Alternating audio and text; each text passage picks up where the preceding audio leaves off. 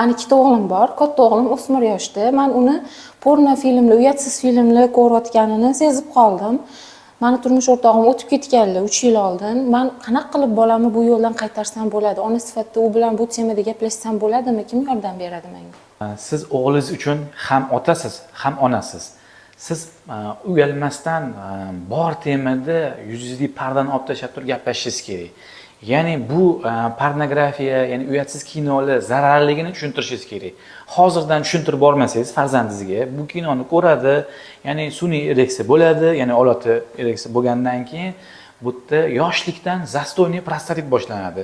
Agar tomog'ida infeksiya bo'lsa, qanaqadir karieslari bo'lsa, o'sha infeksiya tomog'idan o'tib, limfa tugulari orqali prostata beziga yetib boradi va o'sha joyi zararliydi.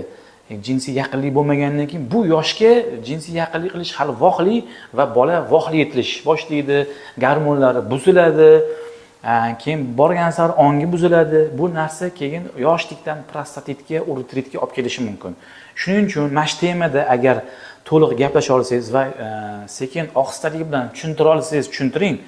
Buni agar tushuntira olmasangiz, uni mutaxassisga, ya'ni urolog, andrologga olib kelishingiz kerak bo'ladi. Men unga aka sifatida, vrach sifatida albatta tushuntiraman.